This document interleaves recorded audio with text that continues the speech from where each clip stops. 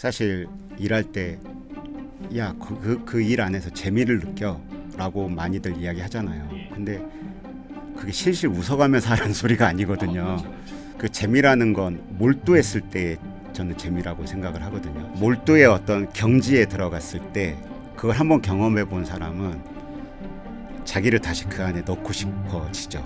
바둑 두는 분들이 되게 조용하고 내성적인 분들이 많잖아요. 근데 바둑은 기본적으로 싸움이거든요. 기본적으로 이분들은 파이터의 정서를 갖고 있는 거죠. 그러니까 남이 지어오는 집 안에 들어가서 남의 집을 깨서 내 집 두 집을 살리겠다라고 바둑돌일 뿐인데도 그 돌을 삼삼에 딱 침입하는 순간 가슴이 떨리거든요. 그건 너의 성격이 아무리 어찌 됐던지 간에 무대에 오르는 사람들인 거잖아요. 그걸 감수할 수 있는 박력은 있어야 되는 거죠.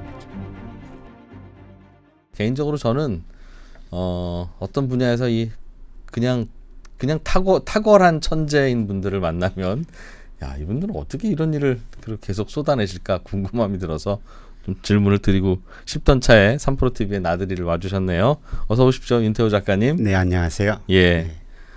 어떻게 지내셨어요? 지난 한 1, 2년간은 한 2년쯤 됐나요, 이제? 네. 예. 작년 12월부터 보성군에서 한옥을 한 채 저한테 지원을 해주셔가지고, 예. 그래서 한옥 굉장히 큰 한옥에서 저 혼자 이제 미생 시즌 3 작업도 하고, 그다음에 2기 드라마 각본 작업 아직도 여전히 하고 있고. 예.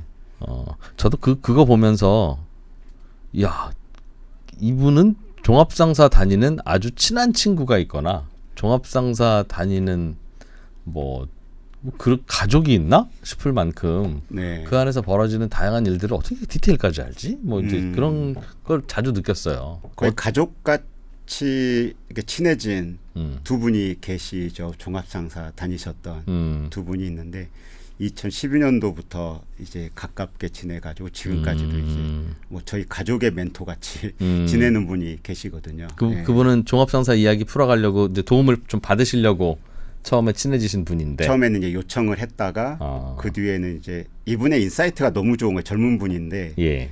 그래서 사는 이야기까지 확장이 되고 오히려 이분 통해서 제가 막 많이 배우기도 하고. 야, 그런 분들하고 만나시면 작가님이 이제 제 입장 질문을 하는 입장이 되겠습니다. 그렇죠. 그러니까 이분들은 뭐 생전 돈 한 푼 받는 자리가 아니잖아요. 그렇죠. 취재라는 게 그냥 제가 그냥 술값 정도 통닭 호프값 정도 내는 건데. 보면 질문 많이 해보셔서 아시겠지만 질문은 짧아도 답변은 길 수 있죠. 몇십 분 갈 수 있잖아요. 그렇죠. 예. 뭐 그런 관계를 거의 7, 8년 지금 10몇 년째 관계를 가져오고 있죠. 그렇군요. 본격적으로 새 작품 파인 이야기 들어가기 전에 저도 이제 다양한 드라마도 보고 만화도 보고 하면 이제 그 업종에 대한 배경이 있어야 이제 쓸 수 있는 혹은 그릴 수 있는 그런 경우도 많죠. 의학 드라마 내지는 기업 드라마 이제 이런 거 보면 넌픽션이지만 그 일어나는 어떤 배경에 대한 게 있어야 되는데 가끔 보면 말도 안 되는 형편없는 그 개연성 없는 조금 좀 죄송한 표현을 하면 어디서 들은 용어는 있어서 쓰기는 하는데 이건 이런 일은 안 벌어지지 이 바보야라는 생각이 자꾸 드니까 그러면서도 그래 뭐 전문가 아니고 그러니까 그럴 수 있지 하고 넘어는 가는데 그런 게 사실 턱턱 좀 걸리잖아요. 그런 부분들. 그렇죠. 그러니까 그 안에 내부 전문가들이나 좀 실무자들이 보면 저거는 말도 안 되는 건데 그쵸, 이제 그쵸. 이런 그런 건데 그런 거를 이제 작가님은 어떻게 피해 갑니까? 그러니까 사실 되게 적은 수의 사람들이 그 일하고 있는 직종은 사실은 그리기가 편해요. 그러니까 방금 말씀하신 대로 좀 사실관계가 틀린 걸 집어넣더라도 소수 그룹에서만 욕 먹으면 되니까. 예. 미생을 할 때는 너무나 힘들었던 게 대부분은 직장인, 그러니까 직종이 다르더라도 직장인이라는 카테고리 안에는 다 들어가니까. 정작 작가인 저는 직장 생활을 안 해본 사람이고 그러니까 어떻게 보면 약자 입장에 서가지고 창작을 하게 되는. 그래서 그때 생각해 보면 대사를 써놓고 이분이 출근하실 때 물어보려고 아침까지 작업을 못 들어가고 그 대사 확인을 하고 싶어가지고. 아, 요런 대사로 풀어가면 되는지. 네. 아. 특히 단어 하나에도 좀 예민해가지고. 그거는 봐주는 분이 따로 있었어요? 그때 그분이 이제 출근 아. 시간에 카톡으로 확인을 하고 뭐 보통의 회사는 이런 경우에 이렇게 용어를 쓰지만 저희 회사 같은 경우에 이렇게 쓰고 이렇게 나눠가지고 이야. 체계적으로 설명을 해주시는 거죠. 그러면 최대한 이분에게 누가 안 끼치게 일반적인 회사의 폼으로 갖다 이제 만화에 쓰는 거고. 야, 그분은 처음에 그냥 종합상세 얘기 잠깐만 좀 해주시면 됩니다라고 해서 만났다가 아주 고생 그렇죠. 하셨네요. 그렇죠. 그러니까 거의 주말에도 제가 부탁드려가지고 나와가지고 막 보통 만나면 6시간, 7시간 이야기를 하니까. 네. 어떤 삶인지 그건 왜 그러는지 등등은. 그렇죠. 혹시 하루 종일 이 만화 그리는 일과 관련해서 네. 생각하고 거기에 몰두하고 하는 일이 일과 중에 뭐 한 얼마나 됩니까? 뭐 별게 없어요. 그러니까 생활이 되게 남들이 봤을 때 되게 재미없는데 그냥 아침에 일어나서 6, 7시 사이에 일어나가지고 짧게 한 10분 정도 명상하고 기도 같은 명상하고 뭐 그다음 아침 일찍 먹고 그다음에 산책 조금 하고 그때 이제 커피 한 잔 먹고 보성 스쿼트하고. 지금 보성하고 분당 집을 이제 왔다 갔다 하고 하고 하면서? 있었는데 보성에서도 거의 마찬가지로 아침 그렇게 먹고 지내고. 잠깐 산책하고. 네, 그리고 책 읽고 그다음에 뭐 이게 이제 스토리를 쓴다라거나 작품을 기획한다는 책상 앞에 하루 막 10시간 이렇게 붙어 있는다고 되는 게 아니거든요. 예, 그러니까 물론. 머릿속에서 이 에피소드는 이렇게 돼야 돼라고 답이 나와야 이제 앉아서 쓰기 시작하는 거라서 계속 생각하죠. 계속 생각하고. 생각의 결과물을 자꾸 메모를 하십니까? 아니면 굳이 그러실 필요는 없습니까? 네네. 그래서 만약에 CCTV가 제 방에 있다 그러면 하루 종일 이러고 있는 장면을 많이 볼 거예요. 그냥 앉아서 멍하니 네. 생각하고 있는 거? 네. 이게 제일 많아요. 이런 시간이. 아니면 와. 저는 방안을 계속 왔다 갔다 걷거든요. 한 번은 그 미생 시즌 2 할 때 거의 2시간 넘게 방안을 돈 거예요. 제가 정신 차려 보니까. 그러니까 좀 몰두하게 되면 생각에 빠지면 답이 안 풀리면 이제 계속 돌았던 것 같아요. 그 생각에 빠져서 어떻게 해야 네, 될지. 네. 그리고 뭐 밥 때 되면 또 밥 먹고 또 산책하고. 집중력의 정도가 그 차이를 가져오는구나 정도로 저는 대충 유추는 되네요. 네, 집중력. 옛날에 이제 술 마실 때는 유일한 낙이 술 먹는 거였는데 지금 이제 술 끊은 지도 1년 반 정도 돼 가고 이래서 뭐 낙이 이제 남들이 보는 낙은 이제 거의 없다고 봐야죠. 알겠습니다. 가끔씩 이제 천재들을 아는 분 내지는 그분들한테 여쭤보면 다양한 이제 이게 비결이구나 하는 분들이 있는데 뭐 예를 들면 뭐 일론 머스크도 요즘 그 아내가 네. 그런 얘기를 저도 이제 하고 다니는 거 다닌다고 봤습니다만 스케줄이 매우 단순하다는 거예요. 이 사람 저 사람 만나지 않고 네네. 자기가 요거 해야 되겠다 싶으면 그냥 그거 관련된 일만 하지. 스케줄도 안 잡고 뭐 이것 좀 봅시다 그러면 안 보고 그러니까 거기서 얻어낸 24시간의 꽤 많은 부분을 거기에다만 쏟는 것 같다. 그러니까 뭐 그런 사실 일할 때 그 일 안에서 재미를 느껴라고 많이들 이야기하잖아요. 예. 근데 그게 실실 웃어가면서 하는 소리가 아니거든요. 그렇죠. 그러니까 그 재미라는 건 몰두했을 때 저는 재미라고 생각을 하거든요. 그리고 답 안 나오면 힘들죠, 사실은. 몰두의 어떤 경지에 들어갔을 때 그걸 한번 경험해 본 사람은 자기를 다시 그 안에 넣고 싶어지죠. 그 안에 도달했을 때 펼쳐지는 정말 그분이 와서 뭔가 힌트를 주는 것만 같은. 아까 그 2시간 동안 계속 방 안에 왔다 갔다 하면서 그런 상황이 그럴 때 같이. 지나가면 그 때가 굉장히 뭔가 러닝하는 분들은 러너스 하이 느낀다는 그런 느낌이에요. 그래서 그렇죠. 그래서 어떻게 보면 막 아무렇게나 살다가 그런 순간에 빠지기란 너무 힘들어요. 그렇죠. 다시 그런 마음을 가져야 그렇죠. 되니까. 그래서 어떻게 보면 루틴이라는 걸 만들고 지키는 이유가 빨리 몰두하는 그 지점에 도달하기 위해서 루틴을 만드는 것 같아요. 네. 그래서 루틴이 중요한 것 같고. 몰두하는 그 과정까지 직진하려고. 네, 최대한 빨리 도달하기 위해서. 평소에 안 하던 짓 하고 자꾸 그러고 그러면 자꾸 번잡스러워지기만 하니까. 네, 그래서 제 책상 앞에는 불안하거든 집중하라 이렇게 써 있거든요. 그러니까 뭔가 잡념이 많이 떠오르고 이거는 못 쓰는 아이디어들이 계속 제 머리를 막 뒤집고 있다는 소리거든요. 그래서 그때 딱 눈 감고 집중해야 되는 거죠. 알겠습니다. 시청자 여러분, 제가 제 개인적으로 궁금한 질문들이어서 좀 했는데요. 죄송합니다. 자, 오늘은 또 새로운 작품, 이 디즈니에서 또 드라마화 되기도 했는데, 파인이 드라마로 만들어질 걸로 예상하고 만드시기도 하셨어요? 아니면 이번 작품도 그냥 나는 만화 그렸는데 또 드라마로 만드네? 라는 쪽입니까? 처음에 미생을 연재하고 있을 때 미생을 자기가 드라마나 이런 걸로 만들고 싶다라고 제안을 하셨던 제작사 대표님이 계셨는데 예.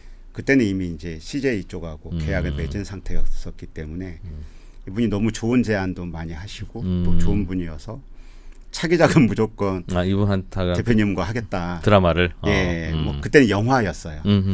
근데 어쨌건 그분하고 이제 이야기를 하면서 파인이라는 작품을 시작을 하자마자 바로 계약이 됐죠. 아예 그분하고. 그리기 시작할 때부터. 그러니까 그땐 영화다 드라마다 결정은 안 나고 영상화에 대해서 이제 계약을 맺었죠. 그리고 나서 85화까지 쭉 하고. 보물선 도굴 사건과 관련한 내용. 파인은 무슨 의미였습니까? 파인? 그 이제 그 중국 어느 지역의 촌 사람들을 말하는 거래요. 이 꼬리파자를 써가지고. 예. 저도 사전을 찾아보다가 알게 됐는데 전 제목이 나와야 그다음 이야기를 쓰거든요. 그러니까 제목을 찾는 데만 막 몇 개월 가기도 해요. 근데 사전을 보다가 한자어가 너무 마음에 드는 거예요. 제가 또 두 글자짜리 제목을 좋아해서 예. 파인, 뭐 미생, 어린 뭐 이런 식으로. 네네. 근데 파자라는 이 좀 그 발음에서도 좀 어떤 이런 좀 뭐 폭발하는 느낌이 좀 있고 이래서 파인하고 이제 시리즈 디즈니 쪽에서는 이제 파인으로만 나가면 조금은 이해할 때 추가적인 설명이 필요할 것 같다 해가지고 파인 촌뜨기들 이렇게 이제 붙인 거죠. 처음에 그럼 작품을 그리기 시작할 때 대강의 등장 인물이나 배경은 다 머릿속에 넣어두고도 네네네. 이건 도굴에 대한 이야기다. 근데 제목을 정해야 그때부터 첫 그림을 그리기 시작한다. 그렇죠. 그리다 보면 먼저 테마가 먼저 잡히고 이 테마가 잡혀야 이제 테마에 대한 그 은유가 이제 제목이 될 테니까. 그건 그럴 것 같은데. 예, 순서가 저는 그렇게 되거든요. 그런데 이제 도굴꾼 얘기면 이미 그 도굴과 관련한 다양한 디테일들, 그 사람들이 쓰는 용어들, 뭐 일진이 사나운 날은 뭘 가지고 본다든가 뭐 그런 거 다 취재는 끝나시고 이미 다 이제 이야기를 드리면 될 것 같을 텐데 제목이 생각 안 나면 저는 애초에 제목을 먼저 시작을 해야 되는 타입이죠. 그거 안 지키거나 벗어나면 이상하게 잠도 안 오고 막 그래요. 그러니까 결국에는 제가 테마라고 생각했던 것들이 제목에다 응축돼 있으니까. 그렇긴 해요. 네. 제목을 계속 떠올린다는 건 테마를 잊지 않고 떠올린다는 뜻이니까. 예, 그래서 저한테는 그 제목이 좀 더 필요하죠. 예. 옆에서는 그 제목은 좀 이제 하다 보면 떠오르기도 할 거고 더 좋은 거 떠오르기도 할 텐데 일단 작품을 좀 시작하시죠 하는 얘기도. 그래서 기획 단계에서는 누구하고도 상의를 하지 않습니다. 괜한 그런 이제 뭐 요구를 받게 되니까. 예. 알겠습니다. 이 작품 취재하시는데 뭐 어려움은 없었어요? 종합상사 같은 경우에는 종합상사 다니는 사람은 참 많을 텐데 도굴꾼을 만나서 취재하기는 너무 어려웠을 것 같은데. 그래서 이제 고미술이나 아니면 골동 이야기 같은 헌책방에 가가지고 책들을 다 사모았죠. 예. 그리고 신안 앞바다 그 침몰 보물선을 정부 차원에서 다 유물을 인양 작업을 했던 기록이 책자로 남아 있는 게 있어요. 굉장히 두꺼운 책이 있는데 그거 다 구해가지고 다 읽고 그 다음에 목포시를 가고 그 신안군청을 가서 그때 참여했던 분들 다 인터뷰를 하고 그 다음에 이제 실제 거기에서 건져 올렸던 그릇이나 이런 것들 다 사진 찍어 오고 그 다음에 이제 부산에 가가지고 부산에 이제 고미술 협회 무슨 이제 임원분이 계세요. 예. 그분 만나가지고 이제 며칠 동안 또 인터뷰하고. 그게 무슨 사건이었어요? 사건 특별하게 그 사건 이름이라기보다 신안 앞바다에 있던 신안- 보물선 사건이라는 게. 신안군 뭐 보물선 인양 뭐 그때 사업명이 있었을 거예요. 예. 예전에 침몰했던 보물선을 실제로 그쵸. 인양하는. 그렇죠. 예. 송원나라 때의 그 어선이었으니까 예. 근데 일본에 가던 배. 근데 그래서 이제 여기 이 앞바다에 빠졌다고 하니 한번 예산 들여서 건져보자. 예, 누군가가 우연히 그 누군가의 어부의 그물에 그릇이 하나 딸려 올라왔는데 네. 개밥 그릇으로 쓰고 있다가 이제 돌아다니는 풍문에 의하면 그 그릇의 비범함을 본 누군가가 목포시에 가서 보여줬더니 이건 그냥 그릇이 아니다 해가지고 이제 감정을 받아봤더니 중국 송원나라 때의 유물인 것 같다 해가지고 본격적으로 이제 어디서 났소 하면서 찾아봤다는 그 거죠. 지역을 이제 목측을 하기 시작해가지고 계속 다이버들 넣어가지고 이제 위치를 정확하게 한 다음에 정부 차원에서 대규모 인양 작업을 시작을 했죠. 근데 그 전에 소문은 이미 이제 다 나가지고 뭐 전국 팔도에 있는 뭐 도굴꾼들이 다 모였다. 예. 그럼 작품은 그걸 인양하는 과정에 대한 스토리예요? 아니면 인양보다는 도굴하는 도굴하는 도굴꾼들이 그 이제 과거에? 어떻게 모이기 시작했고 옛날에. 어떻게 거기를 가게 됐는가. 76년도 예, 이때가 배경이니까요. 예. 그렇군요. 잘 만나셨어요? 그 저 인터뷰를 도와주실 분은? 네, 그럼요. 그때 만나서 이제 특히 부산에서 만났을 때는 그 파인 그 작품 안에 보면은 이제 부산의 사기꾼이 한 명 나오거든요. 네. 그 부산 지역의 골동품 그 협회 회장님 통해 가지고 골동의 이 세계에서 사기꾼들이 어떤 사람들이 있는지 유형도 막 듣고 예, 그러니까 온갖 팁들을 많이 들었던 것 같아요. 그 도굴 자체도 권장할 만한 일은 아닌데 또, 예, 또 그들을 상대로 또 사기를 벌이는 그쵸, 분도 그쵸. 계시고. 예, 뭐 골동을 하면 워낙에 이제 그 흔히 농사 짓는다라고 표현을 하는데 예. 바다에다가 이제 그릇을 담궈놔요 이렇게 막 몇백 년 묵어 보이게 예. 하려고 따개비 같은 거 붙게끔 그릇을 몇 개월씩 담가놓고 꺼내가지고 이게 이제 어디에서 인양된 되게 오래된 그릇이다 뭐 이런 식으로. 그래서 실제로 거기서 나온 보물이라고 하면서 뭐 또 파는 그런 비즈니스 당시에 생기고 정신 없었겠네요. 와. 작품에 나온 건 다 그럼 거의 넌픽션입니까? 아니면 뭐 다 픽션이죠. 그 사실만 빼고 그 사실만? 신안 앞바다에 유물선이 있다라는 그 사실을 빼고는 대부분은 이제 만든 이야기고, 예, 그렇죠. 근데 이제 만들었다라고 할 때 왜 거기에 그 인양된 그릇이 필요한지 누군가는 그 전주가 있어야 되니까 돈을 그렇죠. 낸 사람이 그렇죠, 있어야 그렇죠. 되잖아요. 그 사람은 이걸로 더 많은 돈을 벌기 위해서가 아니라 이 그릇을 좋아하는 사람에게 주어서 나는 그의 힘을 나의 힘으로 쓸 수 있을 때 그러니까 로비의 도구로 쓴다거나 뭐 이런 그래서. 예, 돈으로는 안 되는 세계가 있는 거잖아요. 있죠. 예를 들어 100억으로 안 되는 걸 피카소 그림 하나로는 되는 뭐 이런 세계가 있는 거니까. 예. 그런 세계가 있다는 것도 또 경험은 안 해보셨을 텐데. 전에 어느 출판사에서 네. 위작 그림의 세계에 대해서 저보고 만화를 좀 그려보자라고 해가지고 그 위작의 세계에 대해서 또 한참 공부했던 적이 있었어요. 자료도 막 찾아보고 작품은 시작은 안 했지만. 네, 못했지만 그래서 그때 알게 된 게 원하는 사람이 많은 곳 그리고 더군다나 돈이 많이 걸려 있는 곳은 당연히 파리들이 끼는구나 라는 확신을 하게 됐죠. 야, 그것도 재밌겠다. 네. 그런 거를 만화 작가를 하면 뿌듯하게 끝까지 공부할 수 있군요.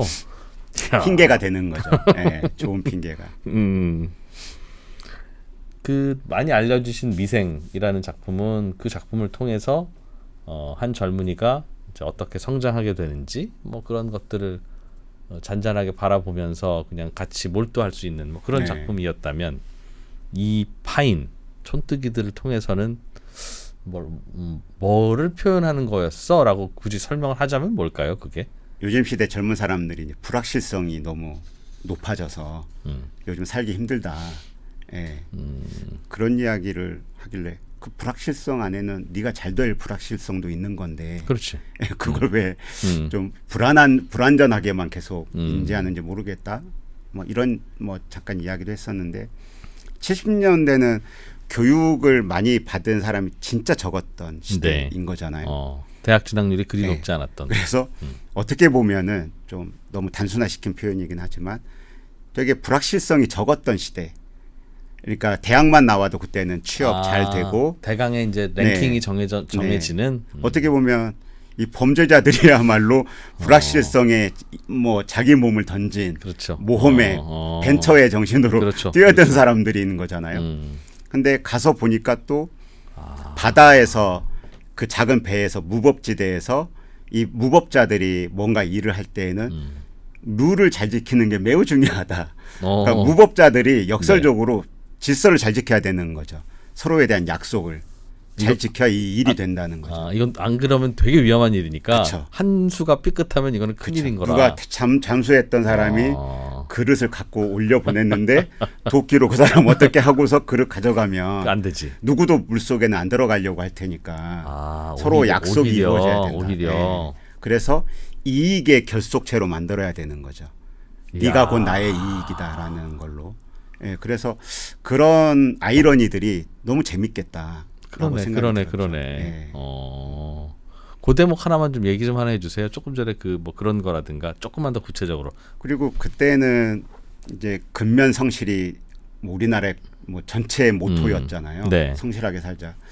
악인도 그랬을 것 같다. 악인들도 근면 성실하게 아침부터 나가서 밤 늦게 나쁜 짓 하고 들어와서 자는 아이 깨워가지고 시험지 갖고 와봐 해가지고 성적 보면서 종아리 걷어 해가지고 아빠가 밖에 나가서 너 이런 점수 받아보려고 내가 고생한 줄 아냐면서 종아리 때리고 그러니까 사람이 굉장히 그때처럼 다면적이었던 시절도 없었을 것 같아요. 사람이. 그러네요. 나가서는 막 험한 일 하고 뭐 이러면서도 집에 와서는 어쨌건 가장으로서 뭔가 막 웅변하려고 했을 어떤 일을 거고. 하든 선이든 악인이든 네. 크게 보면 같은 환경, 같은 가치관에 그렇죠. 따라서 네. 살았던 시절.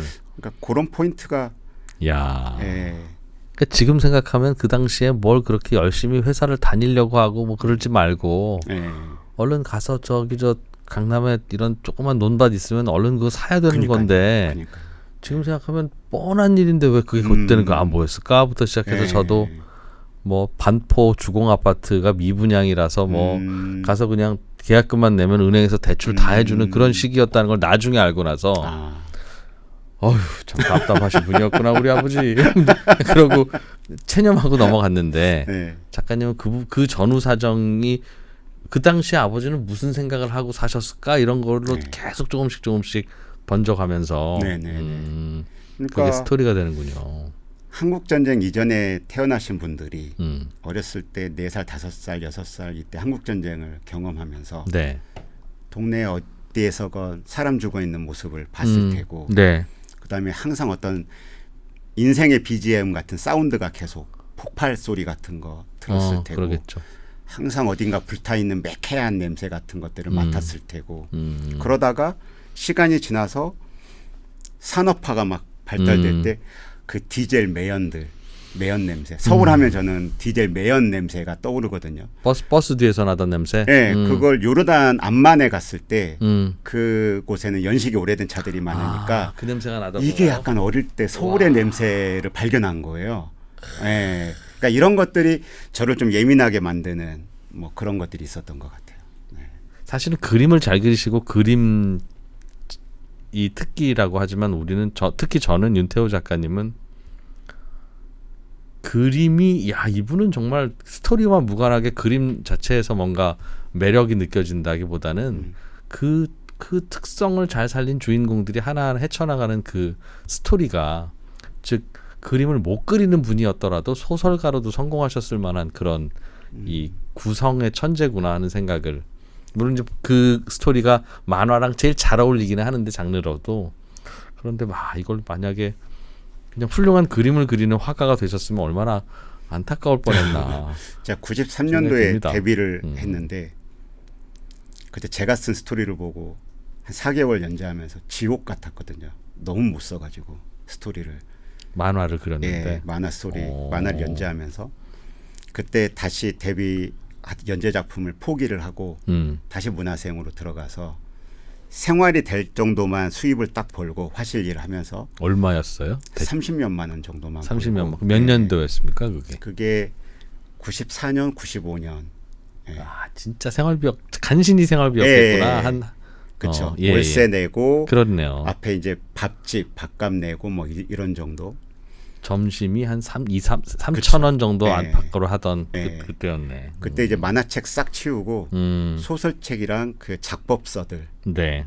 딱 책상 채우고 아, 그것들 필사하고 책 이야. 읽고 이런 걸로만 시간을 보내면서 이제 작품이라는 건 그림 자랑이 아니구나. 창작이란 네. 그래서 만화라는 게 이게 어우러지고 음. 뭔가 돼야지 그림 자랑하듯이 하면 안 되는 거구나. 그림 잘 그리는 걸로는 네. 좀 거리가 멀죠. 좋은 네, 작품하고는. 특히 대중 만화, 장편 만화는 음. 이야기가 요구하는 바를 얼마나 효과적으로 잘 그려내느냐가 핵심인 거지. 이야. 이야기와 상관이 없이 그림만으로 그렇죠. 존재할 수는 당연히. 없는 거다라고 생각이 들어서 그때부터는 이제 그림을 조금 더 멋있어 보이게 그리는 그림을 좀 멀리하고 그렇게 하다 보니까 이제 이익기를 처음 했을 때 중간 슬럼프 기간이 한 4, 5년 있었고 이익기로 다시 웹툰 나오게 되니까 이 사람 그림은 너무 못 그리는데 스토리는 좋다. 재밌다.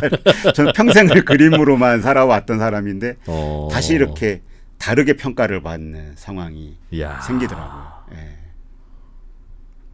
그래서 아예 나는 그냥 연재를 멈추고 좀 가난해지더라도 이 스토리 공부를 좀 제대로 해봐야 되겠다라는 생각을 했다는 그러니까 거예요. 그게 가난해지겠다가 목표는 아니었죠. 당연하겠죠. 예. 네. 근데 스토리 공부를 하지 않으면 그러니까 진짜 의미에서의 작가가 되지 않으면 이거는 굶어 죽겠는데 빨리 대체가 되겠는데라는 생각이 든 거죠. 예. 그러니까 그런 느낌은 왔을 수 있는데 그걸 결단을 내리고 예. 그거로만 몰두하기에는 보통 일반적으로는 안 그럴 것 같은데. 그러니까 이제 자존심이 너무 상했어요. 그러니까 그림은 화실에서 보통 28, 9살 때 대생이라는 걸 하게 되는데 저는 23살 때 대생을 했고 그림 잘 그리기로 유명한 윤태호 완전 저는 그 화실에서는 예, 잘 그리기로 뭐 원탑이었는데 이렇게 내가 이야기를 못 쓴다니 이거에 제가 너무 와. 충격이었던 것 같아요. 막 자존심 너무 상하고 그래서 나에게 벌을 주자. 나 그동안 그림만 그리고 살아왔으니까 글을 멀리한 벌을 주자 해가지고 원고지를 사서 필사를 막 했죠. 소설 같은 거 보면서. 그게 결국은 도움이 되든가요? 아니면 그냥 벌만 받은 그던가요? 처음에는 벌만 받는 상황이 되죠. 네. 이제 그걸 쓰면 원고지에다가 뭐해. 글을 쓰면 그렇지. 띄어쓰기 다 생각하고 쓰다 보면 문장이 안 들어와요. 물론이죠. 그러다가 이제 뭐 노트 같은 거에다가 이제 단편 시나리오 같은 걸 손으로 다 쓴단 말이에요. 지금처럼 노트북이 있던 때가 아니니까 하나를 쓰고 똑같은 이야기를 다른 장르로 바꿔가지고 또 써보고 또 똑같은 거 다시 장르를 바꿔서 써보고 이렇게 그림은 이렇게 그리고 이렇게 그린다면 이렇게 쓰는 거거든요. 근육을. 근데 글씨는 이렇게 쓰잖아요. 그러니까 그렇죠. 손이 아파요. 실제로 하루에 6, 7시간 그렇지. 앉아서 글만 쓰고 있으면 손이 아파요. 그래서 네가 벌 받는 거야 라는 마음으로 혹독하게 좀 했었죠. 그때. 그때 뭔가 스토리를 만드는 능력이 키워지신 걸까요? 아니면 글을 대하는 태도가 좀 생긴 거죠. 예. 태도가 예, 그러니까 무슨 뜻이에요? 갑자기 없던 능력이 생겼다기보다는 어떤 남의 작품을 봤을 때 옛날에는 그림 위주로 봤다면 그림이 좋으면 좋은 작품이야라고 생각을 했다면 그 뒤에는 얼마나 그 둘의 앙상블 그러니까 글과 그림이 서로 좋은 궁합을 맞추고 있느냐 요거에 좀 더 집중해서 보게 된 거죠. 예. 요즘엔 이제 새로운 작품을 하나 만들어 보려고 하면 취재하기는 많이 편해지셨겠어요. 저 윤태호인데요. 그러면 선생님 저 알아요. 그분들이 많을 거 아니겠습니까? 후배들 모여 있는데 가면 어. 선배님 취재하려면 어떻게 하세요? 이렇게 물어봐요. 난 그 회사 취재가 필요하면 회사 대표 전화로 물어봐라고 해요. 그게 기본이잖아요. 물론 그렇죠. 제가 무슨 사회 곳곳에 저의 인맥이 있는 것도 아니고. 그렇기도 그렇죠. 예, 네. 저는 무조건 대표 전화로 전화해가지고 이런 걸 알고 싶은데 혹시 네, 누가 작가 누군데 이제 언제 찾아뵙고 제가 좀 생각하고 있는 것에 대해서 좀 설명드려도 될까요?라고 처음에는 대부분 좀 의심을 좀 하세요. 그렇지. 예. 시즌 2에 나왔던 이제 동국제강 같은 경우에는 워낙에 안 믿으시려고 해가지고 제가 이제 제 번호가 뭐고 네.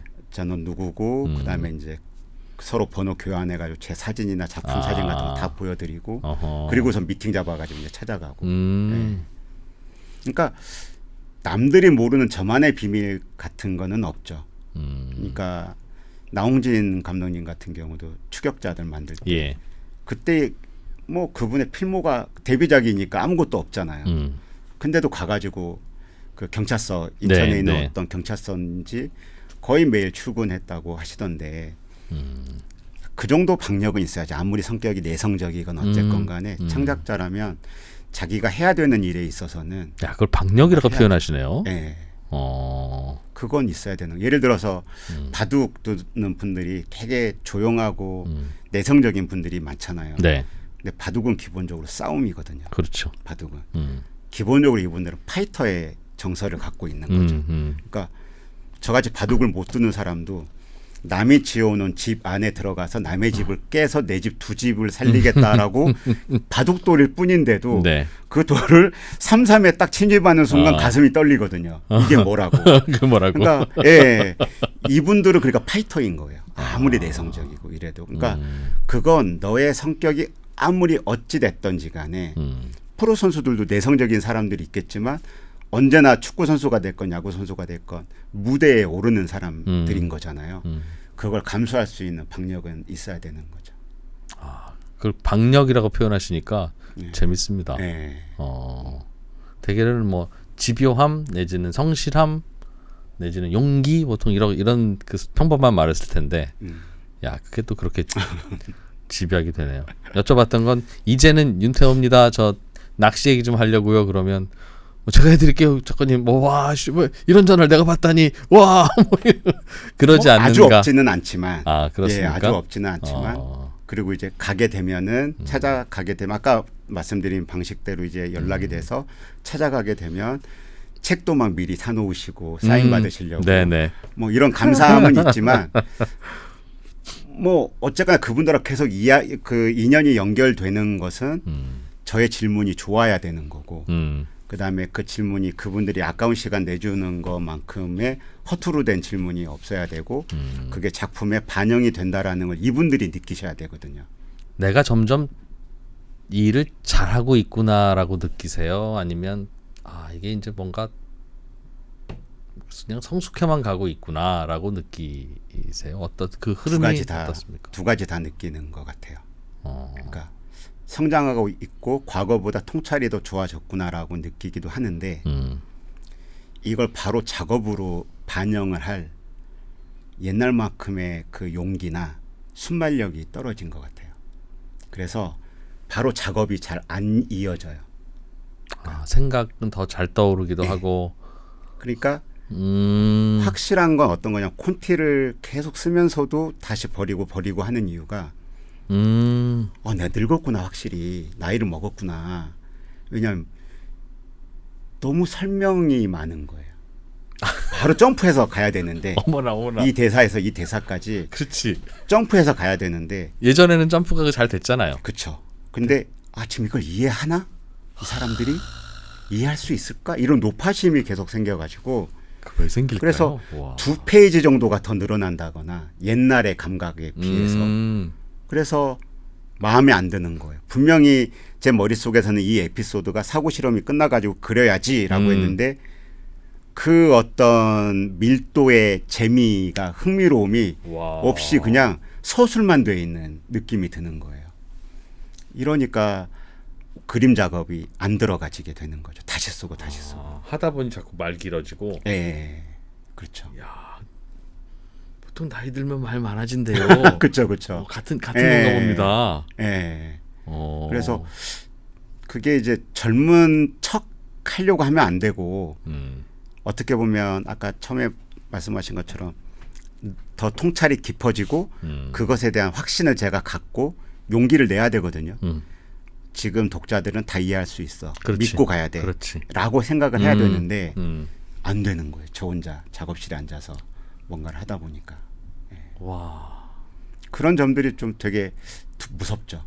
야, 근데 그거는 뭐가 옳은지는 잘 모르는 일인데 느끼시기에는 이런 식으로 길어지면 안 되는데 싶은데 압축하기에는 또 두렵고. 특히 이제 연재를 하고 있을 때 스토리를 쓰면 마감 시한이라고 하는 게 변명거리가 돼서 이해할 거야 이러고 넘어가거든요. 되고, 그렇지. 근데 지금처럼 이제 아예 연재가 되기 이전에 다 작품이 마무리될 수 이제 있는. 한 6, 7회까지는 세이브 원고를 만들어 놔야 되는 시기에는 시간이 좀 여유가 있다 보니까 이게 계속 붙잡고 있게 되는 거죠. 이제는 그래서 뭔가 내가 이제 조금씩 노쇠해 가고 있구나라는 걸 느끼신다는 그래서 거군요. 진짜 좀 고급화된 프로 작가라는 건 나이를 먹으면 아무래도 그 업에 대한 통찰이 좀 더 많이 생길 거잖아요. 제가 생각하는 바라는 모습은 그거죠. 그러니까 내 작업에 대해서 신뢰를 확실히 빨리 가져야 되겠다. 이게 젊어지는 척하는 게 아니라 그것이야말로 싱싱한 어떤 내 업에 대한 태도를 유지하는 길이다라고 생각이 들어요. 계속 내 작업을 의심하는 게 아니고 믿고 가야 된다. 그리고 어쨌건 시작을 하고 나면 이 리듬이 나에게 다시 와가지고 다시 예전에 연재했던 것 같은 리듬을 나에게 줄 것이다라는 믿음을 가져야 될 것 같아요. 아직은 그게 잘 안 와가지고 좀 힘들죠. 어떤 느낌일까?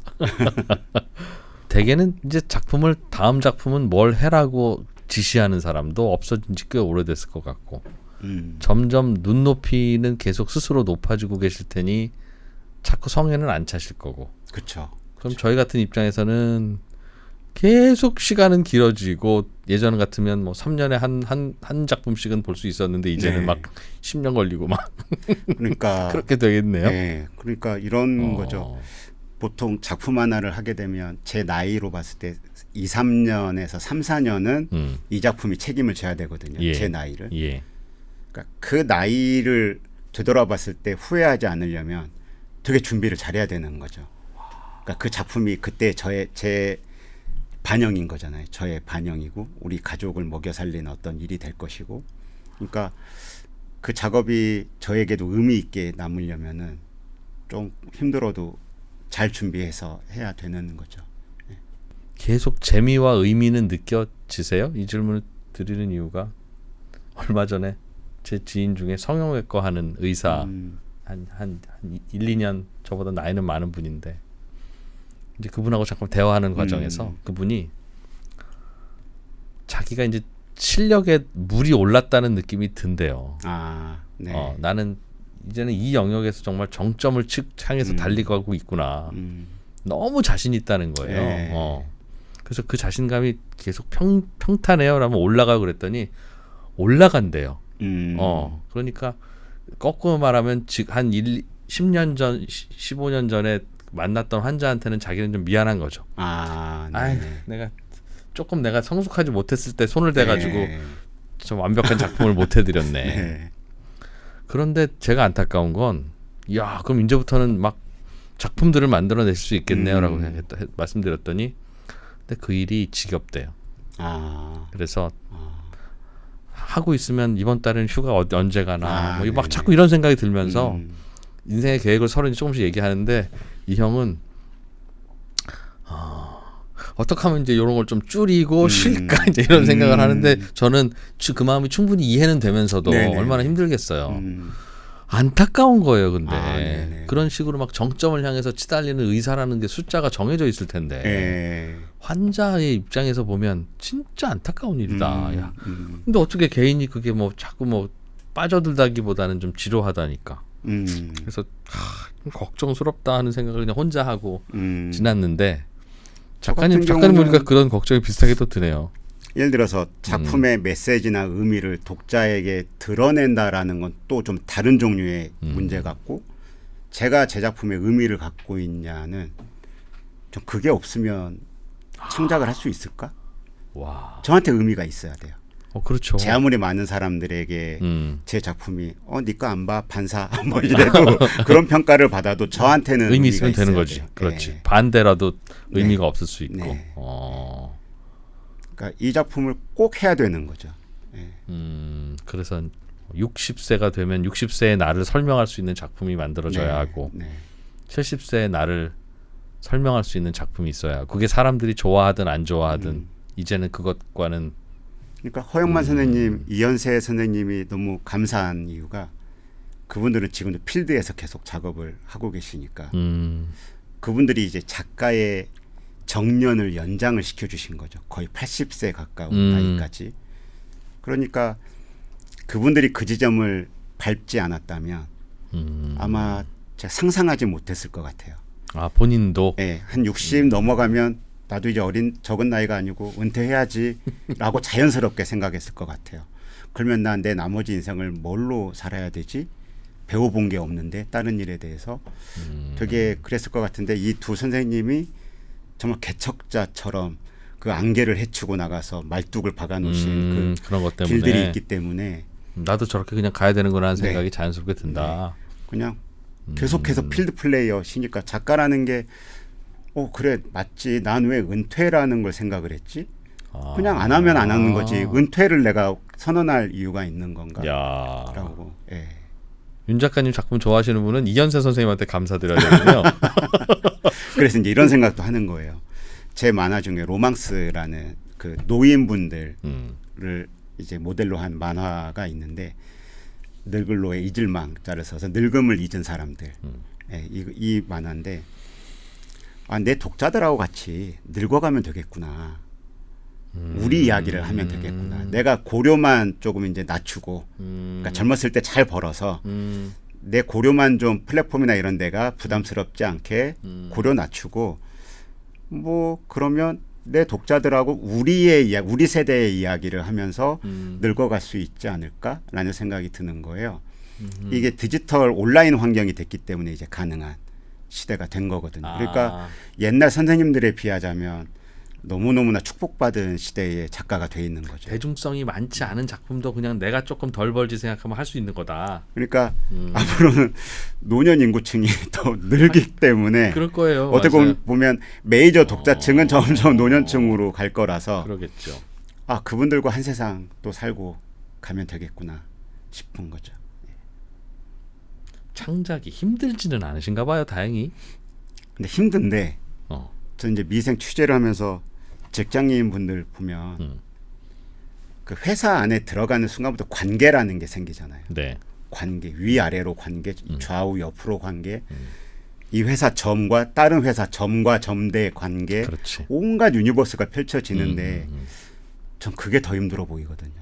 저는 그런 걸 아주 오피셜하게 뭔가를 한다라는 게 회사원이 더 힘들다. 네, 저는 너무 힘들어 보이고 거기에서 뭔가 그 나이스하게 해내면서 자기의 내면을 지키는 거 그런 분들 만나면 정말 경이로울 정도로 그 말은 맞는 것 같아요. 회사원들 중에 그러니까 다른 사람들 중에 나는 회사원이 꼭 한번 되어서 그런 삶을 살아보고 싶어라고 하는 사람이 없잖아요. 그렇죠. 그리고 많은 회사원들은 거기서 탈출하고 싶어하고 그 말이 그게 굉장히 어려운 일이다. 그렇죠. 라는 뜻인 것 같긴 합니다. 빛 안 나면서. 그렇죠. 작가님은 그렇게 어려웠던 시절이 없었어요? 난 진짜 인생이 이렇게 힘들지? 뭐 그랬던 시절이? 그 야후라는 만화를 5년 동안 연재하고 이제 연재가 딱 끝났을 때 20권 만들고 언제였어요, 그게? 2002년도 끝났을 때. 그러니까 제가 30대 초반이었죠. 젊은 윤태호. 네. 그때 주인공들을 처음으로 장편 만화를 연재를 하고 주인공들을 다 죽게 만들면서 연재를 끝냈거든요. 그게 대강의 스토리가 어떤 겁니까? 우리나라에 그때 90년대 사건 사고가 많았잖아요. 삼풍백화점, 막 성수대교 이런 사건들을 누군가가 공권력에 몸담고 있으면서 그 모든 사건들을 다 직접 겪었다면 이 사람은 과연 제대로 살 수 있을까? 대한민국이라는 무형에 대해서 테러리스트가 되지 않을까? 이 분노가 폭발해서 라는 설정으로 결국은 이제 성공하지 못하고 그냥 비참하게 끝을 내는 건데 그때 제 아이가 태어난 거죠. 그래서 주인공이 한참 테러리스트가 돼야 되는데 제 아이를 보니까 너무 행복해진 거예요, 제가. 그러면서 제가 만화를 그려야 되는데 제 주인공이 싫어진 거예요. 너만 힘들어? 뭐 이렇게 된 거죠, 갑자기. 세상은 이렇게 아름답기도 한 건데. 그렇죠. 그러면서 굉장히 끝 맺기까지 어려웠다. 그래도 목표한 대로는 끝을 냈는데 캐릭터가 죽는 게 내상이 좀 있었던 거예요. 저한테. 5년 동안을 첫 장편 연재를 5년 동안 웃게 하고 대사를 주고 막 울게 하고 싸우게 만들고 했던 그 과정들이 저한테 좀 실제하는 사람같이 축적이 됐나 봐요. 그래서 되게 공허해져 버렸어요. 그때 갑자기 뭔가 아이디어도 안 떠오르고 연재를 마치고 나고 그 네. 주인공이 내가 죽게 만들었으니까 죽었겠으나 네, 때마침 그때 다른 데 연재하던 것도 다 종료가 돼버리고 갑자기 일이 아무것도 없어진 상황이 되면서 아까 그 무슨 의사분 말씀하셨잖아요. 난 뭐든지 다 할 수 있을 것 같아. 그런 마음이 1도 안 드는 거예요. 그래서 뭘 하지? 라는 오히려 공포감에 휩싸일 정도로 그때 제가 한 일 중에 그냥 가장 잘한 일은 저희 첫째 아이 자전거 4바퀴 자전거에서 바퀴 2개 빼준 거. 그 2바퀴 무렵에 타게 만들었어요. 그 무렵에 제일 잘한 건 네, 그게 제일 잘한 일인 거죠. 그리고 나서 그 슬럼프 기간 4, 5년 지나고 나서 했던 게 이끼거든요. 와이프가 계속 처갓집에서 돈을 빌려오고 생활비를 빌려오고 막 이런 거를 뒤늦게 알게 돼가지고 내가 쓰레기구나 라는 생각이 들어서 그때 진짜 독 한 번 먹고 부랴부랴 하게 된 게 이끼. 그건 정말 생존을 위해서. 그쵸. 네. 지나보고 보니 그때가 슬럼프였네요. 그게 뭐 그냥 뭐 그렇죠. 뭔가 의미를 못 찾던 시기. 근데 생활비는 직접 안 주십니까? 그게 뭐 제 부족한지 모든 아닌지 통장을 몰라요? 와이프가 다 관리를 하니까. 인세가 어디 들어오면 그냥 네네네. 알아서 들어오나 보지라고 생각하고. 네, 오히려 저는 모르고 와이프는 다 알고 있는데 뭐 들어올 돈이 없었죠 그때는. 근데 별 말씀도 안 하셨나 보네요. 네, 그랬죠. 그래서 장모님한테 계속 돈을 빌리는 걸 알고 나서 부랴부랴 이끼라는 작품을. 돈 나올 것이 좀 꽤 있었으면 그 시절이 계속 이어졌을 수도 있겠네요. 이끼는 나오지도 않고. 그랬겠네요. 뭐 어떻게 작가님 부르는지 모르지만 뭐 아버지 내지는 오빠 뭐 괜찮아 놀아 뭐 이번에 아버지가 또 주셨어 그랬으면 놀았겠네. 제가 이렇게 좀 욕망이 강해가지고 그렇게는 또 안 살았을 것 같아요. 그렇죠. 뭐 자기 그거에 대한 자존심이라고 표현해야 되나 오늘 이렇게 표현이 제가 잘 안 되는데 그런 게 있으니까 그러니까 즉 경쟁 작가 누구보다는 잘 해야 돼 이런 게 없으신 것 같아요. 그냥 자기 작품이 자기의 그 도전이기도 하고 평가이기도 하고 내 작품 평가는 내가 해. 그렇죠. 라는 생각을 하시는 분인 것 같아요. 일본 독자가 자기니까 창작자는 자기를 만족시켜야 내보낼 수 있잖아요. 그러니까 뭐 그건 자존심이라기보다는 자기가 만족이 안 되면은 그게 제일 괴로운 거죠. 이 직업이. 다행입니다. 그래 그것 때문에 윤 작가님은 괴로우시더라도 저희는 좋으니까요. 그 덕분에 계속 좀 그런 방면으로는 괴로우셨으면 좋겠다. 야 이런 분이 이거 안 그리고 뭐 화가가 됐거나 혹은 다른 직업이었으면 어떨 뻔했습니까? 와. 자 3프로TV의 더 피플 오늘은 제가 개인적으로 좋아하는 작가님이라 저의 사심이 담긴 인터뷰였는데 여러분도 억울하면 유튜브 하세요. 그럼 되잖아요. 예, 윤태호 작가님과 함께 최근에 방영을 시작한 파인 촌뜨기들 작품과 관련한 다양한 이야기들 함께 들어봤습니다. 시간 내주셔서 고맙습니다, 작가님. 네, 감사합니다. 네.